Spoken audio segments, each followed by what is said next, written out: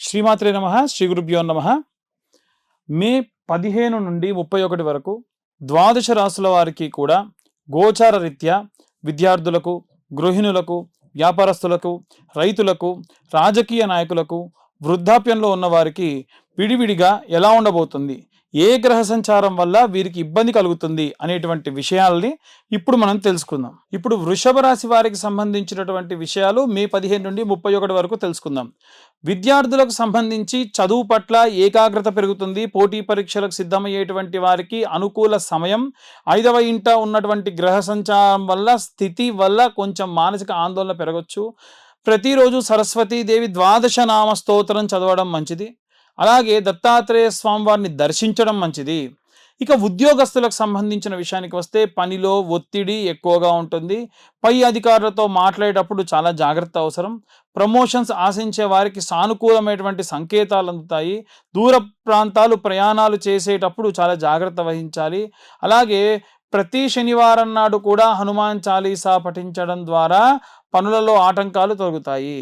వివాహిక జీవితానికి సంబంధించి భార్యాభర్త 7వ ఇంట గ్రహ సంచారం వల్ల చిన్నపాటి మనస్పర్ధలు వచ్చే అవకాశం ఉంది. ఒకరినొకరు అర్థం చేసుకోలేకపోవడం, పొరపాటు జరగవచ్చు. ఆ పొరపాటు జరిగినప్పుడల్లా ఏంటంటే అనవసరమైనటువంటి వాదనలు, దీనికి తప్పు కాదు మీది తప్పు అని ఒకరితో ఒకరు వాగ్వాదనలు చేసుకోవడము, దీనివల్ల దూరం పెరుగుతుంది.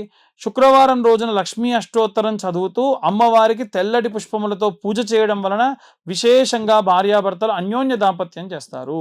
వివాహం కోసం ఎదురు చూసేటువంటి వాళ్ళు వివాహ ప్రయత్నాలు కొలిక్కి వచ్చే అవకాశం ఉంది. సంబంధాలు నిశ్చయం కావడానికి ఇది ఒక మంచి సమయం. గురుబలం తోడవడంతో శుభకార్యాలకు సంబంధించిన ప్రయత్నాలు ఫలిస్తాయి. అలాగే గురువారం రోజున దక్షిణామూర్తిని దర్శించి శనగలు దానంగా చేయడం విశేష సత్ఫలితాలను ఇస్తుంది. రైతులకు సంబంధించి పెట్టుబడుల విషయంలో జాగ్రత్త అవసరం. పాత బాకీలు వసూలు అవుతాయి.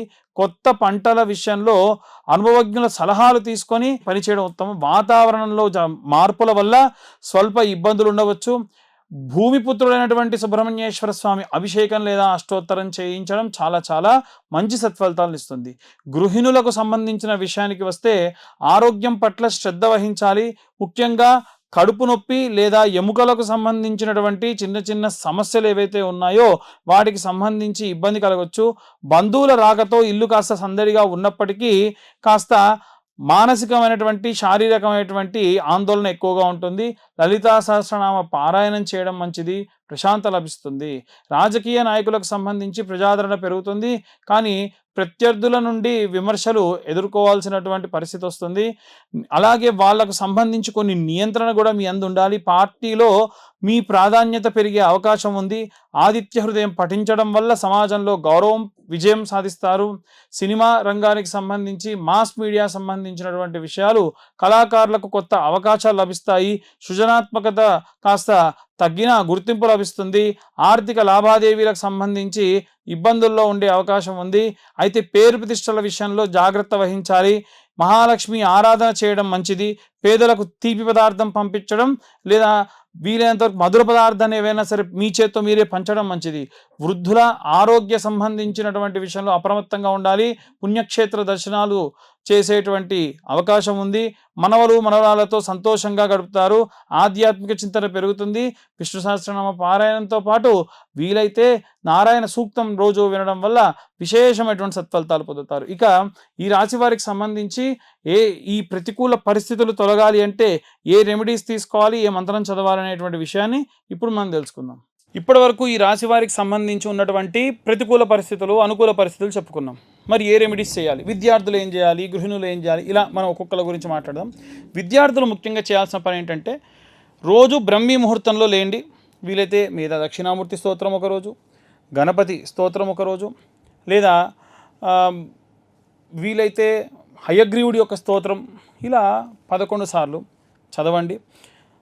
మీరు ఉదయాన్నే గణపతి దగ్గర గరక తెచ్చి పెట్టుకోండి. బుధవారం కానీ లేకుంటే ఇంకే రోజులో అయినా సరే, ప్రతిరోజు చేసినా మంచిదే.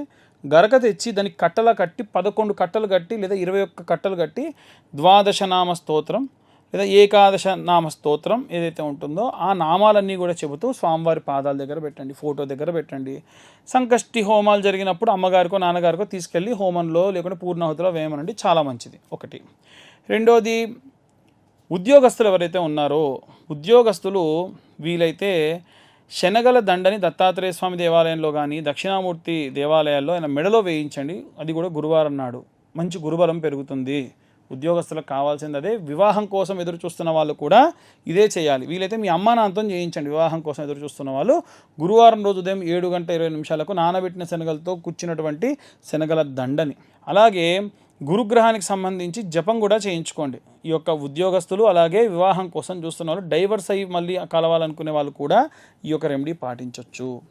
అలాగే ఎవరైతే గృహిణులు ఉంటారో వారు నిత్యము కూడా శ్రీమాత్రే నమః అన్న పారాయణం చేయడము, గడపకు పసుపు పెట్టడం, రోజు స్నానం చేయకుండా ముందు స్లేపం చేయకండి.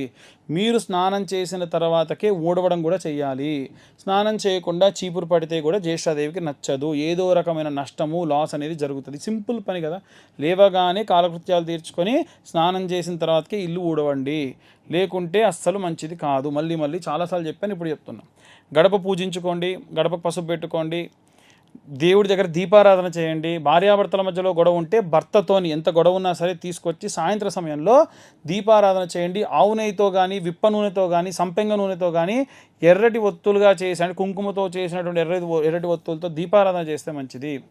అలాగే వ్యాపారస్తులు బుధవారం రోజు ఆవుకు గడ్డి, పచ్చి గడ్డి కనుక నైవేద్యంగా సమర్పించడం, అరటిపళ్ళు పెట్టడం, దాని ఆరోగ్యానికి సంబంధించిన వ్యాక్సిన్ వేయించడం కూడా చేస్తే ఉన్నత వ్యాపారాభివృద్ధి కలుగుతుంది. ఇవే కాకుండా ఇక ఎవరైనా సరే వివాహం కోసం చూస్తున్నటువంటి వాళ్ళు ఉంటే గనక కన్యాపాష్పతం, వరపాష్పతం లాంటి హోమాలు చేయడం జరుగుతుంది. కింద నా నెంబర్ ఉంటుంది, కావాలంటే నెంబర్ కాంటాక్ట్ చేయొచ్చు. ప్రతి నెల 2వ అలాగే ఆఖరి మంగళవారంలో ఈ యొక్క కన్యావర పాష్పత హోమాలు చేస్తున్నాం. వివాహం కాని వారి కోసం ఈ యొక్క రుక్మిణి కళ్యాణం కానివ్వండి, కన్యావర పాశుపతాలు కానివ్వండి చేయించుకుంటే చాలా మంచిది. అవన్నీ కూడా మా ఆధ్వర్యంలో జరుగుతూ ఉంటాయి. ఇవే కాకుండా అవుట్ ఆఫ్ కంట్రీ వెళ్ళాలనుకునే వాళ్ళు కానీ, పొలిటీషియన్స్ కానీ ఆదిత్య హృదయం లేదా అరుణ పారాయణం చేయించడం చాలా మంచిది. రాజశ్యామల అమ్మవారికి సంబంధించినటువంటి యాగం చేయడం కూడా మంచిది. ఈ రాజశ్యామల అమ్మవారి యొక్క హోమానికి సంబంధించి పీతవర్ణం, గ్రీన్ కలర్ పంచ కట్టుకొని ఈ హోమాన్ని చేయించాలి. ఇవి కూడా ప్రతీ నెల, అంటే ఒక్క రాజకీయ నాయకులకే కాకుండా ఫారిన్ కంట్రీకి వెళ్ళాలనుకున్న వాళ్ళకి, అధికరణ సిద్ధి రావాలనుకున్న వాళ్ళకి, ప్రమోషన్స్ రావాలనుకున్న వాళ్ళు కూడా ఈ హోమాలలో పాల్గొనవచ్చు. ఇవి కూడా ప్రతీ నెల కూడా ఇవి కండక్ట్ చేసేటువంటి ఆలోచనలో ఉన్నాము. ఇలా మనకు ఉన్నటువంటి ఎన్నో రకాలైనటువంటి దోషభూయిష్టమైన పనులన్నీ కూడా మనం ఈ రెమెడీస్ ద్వారా తొలగించుకోవచ్చు. రైతులకు సంబంధించి, పొలాలకు సంబంధించి ఇబ్బంది పడుతున్న వాళ్ళు చాలామంది ఉన్నారు. సుబ్రహ్మణ్యేశ్వర స్వామికి కానీ, ఆంజనేయ స్వామికి కానీ అభిషేకం చేయించండి. ఆంజనేయ స్వామికి అభిషేకం చేసిన జలాన్ని కొంత తీసుకొని బాటిల్లో పెట్టుకోండి. సుబ్రహ్మణ్యేశ్వర స్వామి అంటే జంటనాగులు, రావి చెట్టు, వేప చెట్టు కింద జంటనాగులు ప్రతిష్ఠించుంటారు కదా, అక్కడ మీరు అభిషేకం చేసి ఆ పాలు నీళ్లు పడ్డ మట్టి ఉంటుంది కదా, ఆ మట్టి తీసుకొని ఆంజనేయ స్వామికి అభిషేకం చేసిన నీళ్లు ఈ మట్టి మీ పొలంలో చల్లుకోండి. నైరుతి మూలలో నిమ్మకాయ కోసి పెట్టండి, గుమ్మడికాయ కొట్టి పెట్టండి. బలి, కుంకుమ, పసుపులు వేయకూడదు, కేవలం కోసి అలా పెట్టాలంతే. దానివల్ల పంటకు ఏవైనా సరే చెడు, దృష్టి, దోషం అన్నీ కూడా పోతాయి. ఒకవేళ మీకు చాలా పెద్దగా ఉందనుకోండి, దాన్ని విడివిడిగా భాగాలు, ఎకరం భాగాలుగా చేసుకొని ప్రతి ఎకరానికి కూడా ఈ నిమ్మకాయ, జస్ట్ ఒక నిమ్మకాయ కోసి పెట్టండి. అది మీరు ఏ వారమైనా చేయొచ్చు, సోమవారం నుండి ఆదివారం వరకు ఎప్పుడైనా చేయొచ్చు. ఈ వారం చేయాలి, ఈ వారం చేయకూడదు అని ఏమీ లేదు, అలా చేయండి. దీనివల్ల రైతులందరూ కూడా మంచి అభివృద్ధి చెందుతారు, బాధపడకుండా ఉంటారు. అకాలంగా ఏమన్నా జరిగేటువంటి పనులని మీకు ముందే తెలుస్తూ ఉంటాయి. వృద్ధులు ఎవరైతే ఉంటారో వారందరికీ నేను పదే చెప్పాను, విష్ణు సహస్రనామ పారాయణం కానీ, అలాగే వెంకటేశ్వర స్వామి యొక్క గోవింద నామాలు కానీ చదవడం మంచిది. భార్య భర్త ఇద్దరు కూడా కూర్చొని రోజు సాయంత్రం పూట ఏదో ఒక స్తోత్రం కలిసి చదవడం వల్ల విశేషమైనటువంటి లక్ష్మీ కటాక్షం కలుగుతుంది. డబ్బు కోసం ఇబ్బంది పడుతున్న వాళ్ళకు కూడా ఇబ్బందులన్నీ కూడా పోతాయి. ఇక ఇవన్నీ కూడా గోచార రీత్యా చెప్పేటువంటి విషయాలు మాత్రమే.